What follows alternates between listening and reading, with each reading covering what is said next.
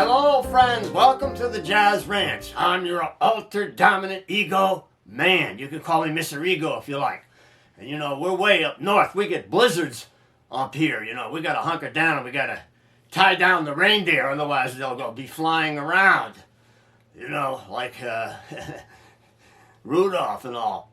But anyway, last year I went with my two buddies, the two ghosts, Dickens' ghost, the Christmas ghost, Marley's ghost, and the ghost of Christmas past. I went up to the North Pole to see Santa, and Santa introduced me to his alter ego, and we had a conversation, and his alter ego told me they give Santa a vacation in January. Santa and his wife, they go down to Florida. Now I was thinking, man, imagine if you were walking down the beach and you see Santa Claus on a lounge chair with a pair of Speedos on, and Mrs. Claus with a bikini on. How about that? I'd be shocked. Anyway, the KH, he said he's going to play Silver Bells for you today. That's about the squarest Christmas song you can come up with. I told him he should play Jingle Bells. That's the best Christmas song, We even got Jingle Bells on we got these one-horse carriages, sleighs that we ride around in up here, And you can come up here and then sit, by the fire and scat bebop tunes, and Christmas songs. Anyway, here comes the cage. He's coming up the driveway in the sleigh. He's got the hound dog with him, so I got a split. So Merry Christmas, and we'll see you next time around. Bye-bye. Hello, friends. Welcome. Season's greetings. I'm sorry about the ultra-dominant man. He always cuts in on my act. But anyway, some people like him and a lot of people don't like him, So he disappeared, He couldn't take the rejection, But the people that like him, please leave a comment because we want to keep him around because, you need your alter ego to keep you from getting too serious about life. And he helps me to try to put some humor into things and not take life so seriously, You know what I'm talking about, you serious people out there. Anyway, if you're a Jim Carrey fan, then you know what I'm talking about. Anyway, I'm going to be playing Silver Bells for you. Now, it is pretty square. Oh, it's a very nostalgic tune, and I'm sure you love it. But anyway, how would you play it as a jazz tune, a jazz waltz?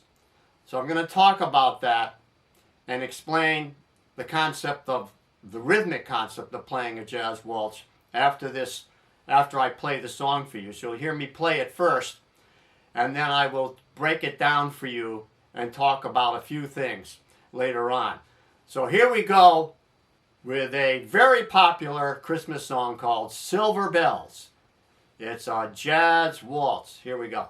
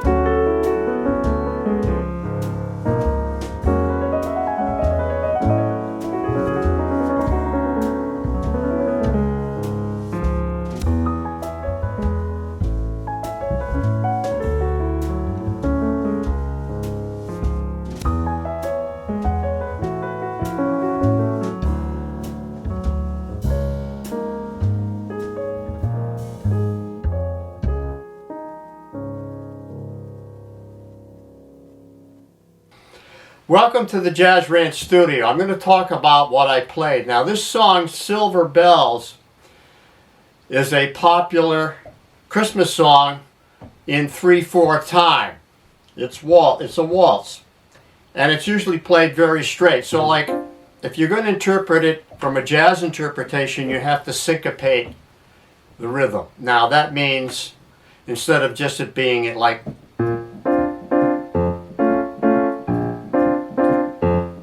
1, 2, 3, 1, 2, 3. It's going to be 1 and 2, 3, 1 and 2, 3, or 1, 2, and 1, 2, and 3, 1, 2, and 3. So there's going to be a hit there on the end of 1 or on the end of 2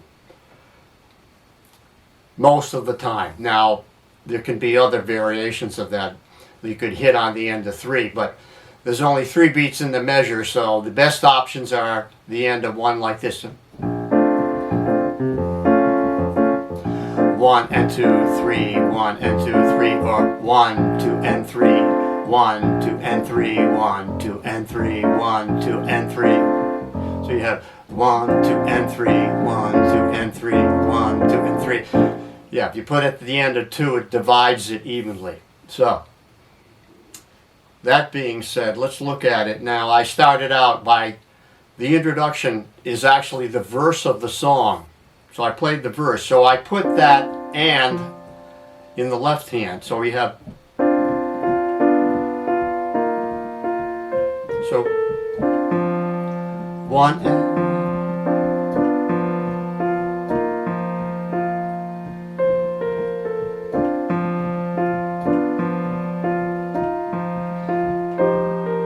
now, the other thing I did was I didn't play everything on the beat. So I would sometimes, go something like, put an 8th note in there. Even though it's a quarter note, I put an 8th. So to anticipate, otherwise it's going to sound too metric and like a robot, So you want to have some feel to it and get used to phrasing off the beat. Like, instead of, like maybe,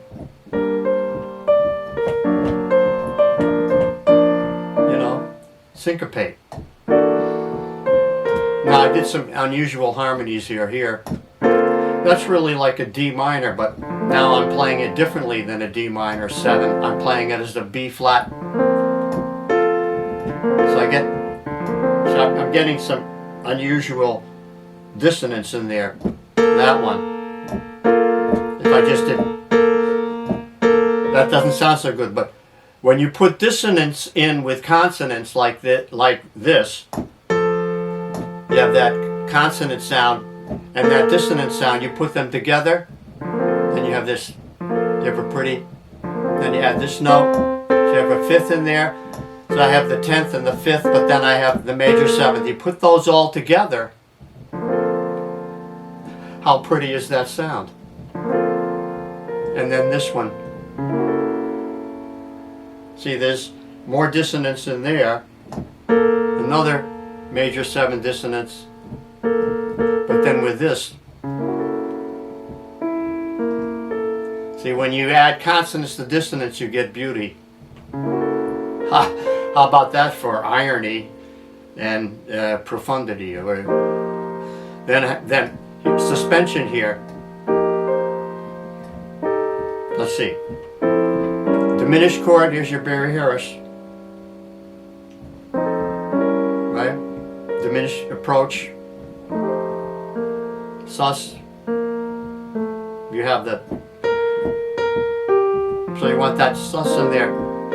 Now, I'm into the melody now. That's the end of the verse. I'm into the melody. What I do now is I'm taking more of a approach that is using rootless chords. And what am I doing? I'm going from a 1 chord here.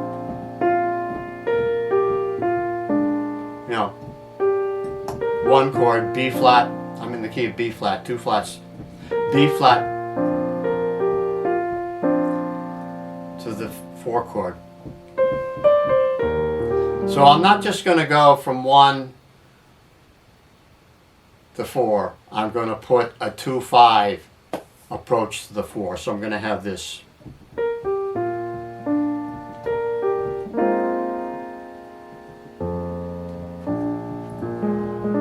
And then maybe alter the 5 there so I have an augmented to get a pretty sound. Now to go down to the 6th chord and then tritone approach. Now I'm on the 5. Now to do something here, just if you look at the written music, it's just the 5 chord. To the 5 sus, but I go D minor, C minor. It's just a reharmonization so you have more harmonic movement in the chord progression. Creates more interest, more of an interesting sound.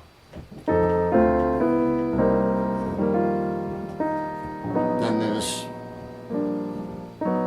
it's like a suspension there. It's the 1. And then approach right down the scale tone 7. So that's just 4, 3, 2.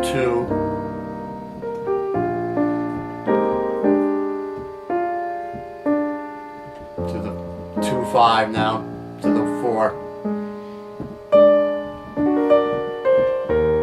Now this time I vary it. Instead of going down to 6, I go up a half step to an E diminished. Because I know I can do that, right? That's just knowledge and your ear. Because I'm approaching a 5, so I'm approaching it from the diminished chord below the 5. There's your F7.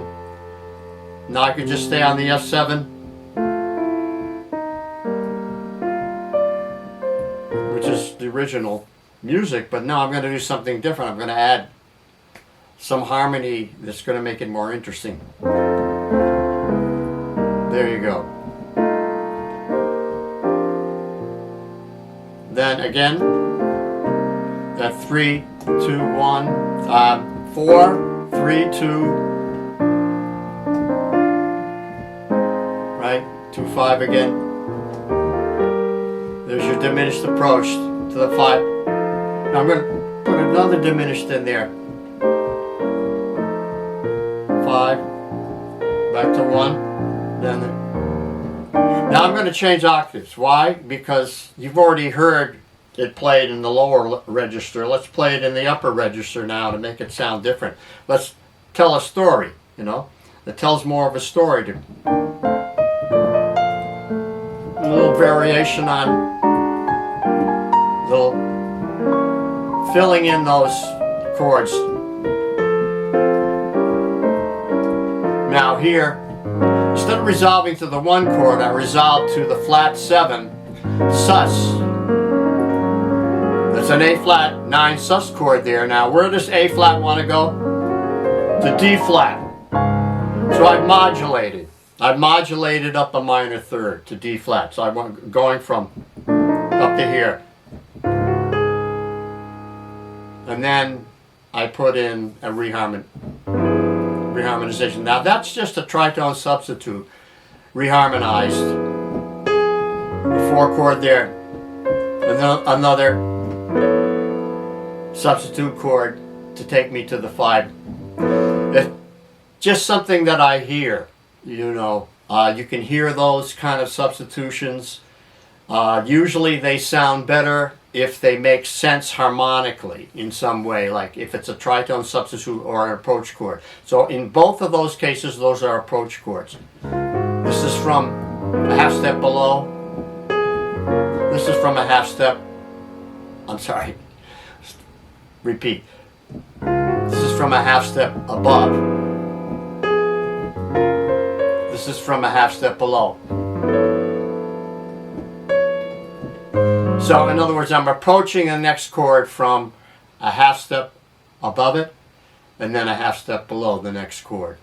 So you see, when it makes sense theoretically or logically and also to your ear, that's the key to having a good substitution, you know. So if you download this chart and you study it, then you'll see why I did that.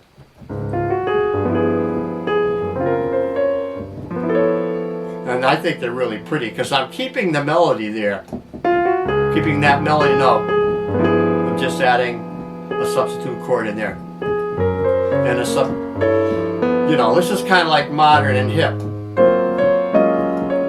Now here I do with a 1, 6, 2, 5 in dominant. So that's just a turnaround, but it's in dominant form. Dominant chords. And again, repeating that.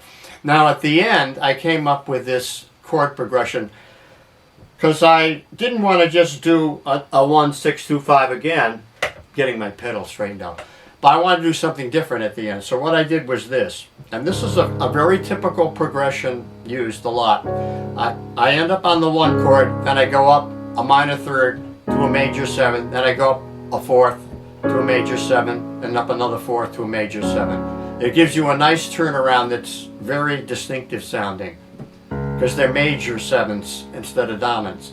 So it's D flat major or 6-9 to E 6-9 to A 6-9 to D 6-9,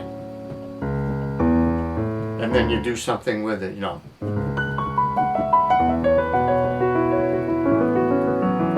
You can do some very interesting runs.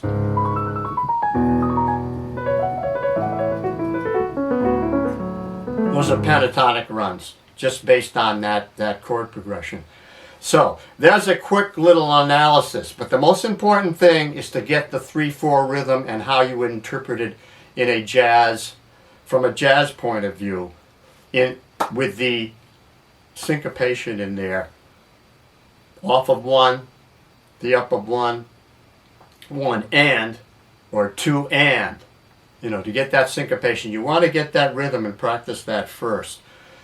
So if you have any questions, write to me, but please leave a comment, and we'll have a sign-off now. Here we go.